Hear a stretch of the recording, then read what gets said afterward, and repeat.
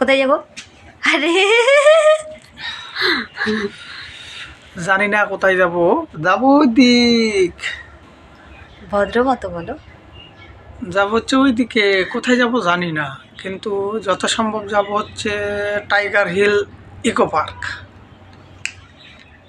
এখান থেকে ব্লগটা শুরু, চলো বাকিটা দেখতে থাকো। টাটা। তো তোমরা তো শুনে নিলে, যাচ্ছি পিকনিক করতে যাচ্ছি পাকুয়া থেকে একটু ভিতরে টাইগার হিল ইকো পার্কে। তো চলো পিকনিকে গিয়ে কী কী করি কী কী না করি সব কিছু দেখতে থাকো। আর এই যে একটা দুরন্ত বাচ্চা সব সময় শুধু বিরক্ত করে, মানে সব সময় ছটপট ছটপট করতেই থাকে। তো এই যে টোটোতে যাব, আমাদের এখানে আরেকজন আসার কথা আছে, সেই জন্য দাঁড়িয়ে আছি। তো চলো ও আসুক, তারপরে আবার রওনা দিব। তো দেখো এখানে যার আসার কথা ছিল সে এখনও আসছে না, তাই টোটোতে একটা বক্স বেঁধে নিচ্ছি, বাজাতে বাজাতে যাব। এই যে এই ছোটো বক্সটা নিয়ে এসি, বাজাতে বাজাতে যাব। আরেকবার বলো, আরেকবার প্লিজ। ঠিক আছে, আমার কোনো প্রবলেম। আর দেখো যার আসার কথা ছিল সে চলে এসছে, পবিত্র দাদা। তো এর বক্তব্য হচ্ছে আমার বউ নেই, আমার কোনো দুঃখও নেই। তো যাই হোক, ভালো লাগলো, যার বউ নেই তার দুঃখ নেই সেটা স্বীকার করলো, তাহলে হয়তো বিয়ে থা করবে না ও। তো দেখো এখন গান বাজাতে বাজাতে টোটোতে করে চলে যাচ্ছি পিকনিকের উদ্দেশ্যে। যে জায়গায় পিকনিক করবো সেই জায়গায় চলে যাচ্ছি। তো চলো ব্লগটা দেখতে থাকো শেষ পর্যন্ত।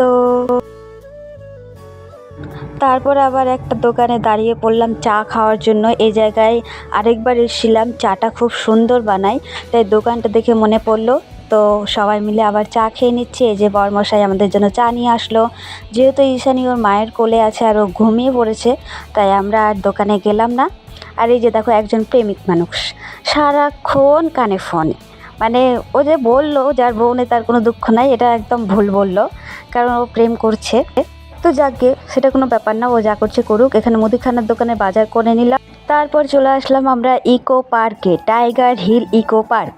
তো প্রথমে এসেই আমরা টোটো নিয়ে আগে পুরো পার্কটা এক চক্কর মেরে দিয়েছি। আর পার্কটা সত্যি অনেক বড়, শুধু পিকনিকের জন্যই বেস্ট, আর এমনি ঘুরতে যাওয়ার জন্য একদম বেকার। মানে পিকনিক করছি বলেই অতক্ষণ ছিলাম, নাহলে তো কখন বেরিয়ে যেতাম। তারপর দেখো একটু ঘোরাঘুরি করে নিচ্ছি। ঘুরতে ঘুরতে হঠাৎ করে দেখা হয়ে গেল অনুরাধা দিদির সঙ্গে। ভাবতেই তো পারিনি অনুরাধা দিদির সঙ্গে দেখা হয়ে যাবে, যাকে ভালো লাগলো দেখা করে, তাই ওর সঙ্গে দুটো সেলফি নিয়ে নিলাম। তারপর আবার একটু ঘোরাঘুরি করে নিচ্ছি। এরপরে মানে যে জায়গায় আমরা আছি সব জিনিসপত্র রাখা আছে সেই জায়গায় চলে যাব। তারপরে আমার বরমশাই বানাবে ডিম টোস্ট। চলো আমার বরমশাই কীভাবে ডিম টোস্ট বানায় দেখতে থাকো। আর এখানে আমি একটু কাজ করছি, এরপর দেখো আমার বরমশাই ডিম টোস্ট বানাবে। একদম এই প্রসেসে বানালে সবাই মুগ্ধ হয়ে যাবে, মুগ্ধ দেখো। আর এদিক থেকে তো আরেকজন হাততালি দিয়ে উৎসাহ দিয়ে আর বাঁচে না, দেখো দারুণ বানাচ্ছে, বাহ বাহ, একবারে ফাটাফাটি, কেমন টেস্টি হবে দেখো। এরপর আবার একটু তেল দিয়ে দিল, আবার একটা ডিম আবার উল্টে দিল, দারুণ না? এইভাবে সবাই বানিয়ে খাবে, সেই টেস্টি সেই টেস্টি।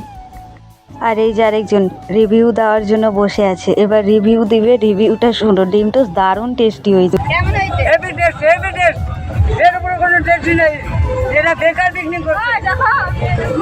দেখতে দেখতে পারবো না, এখন শুধু খাওয়া হবে।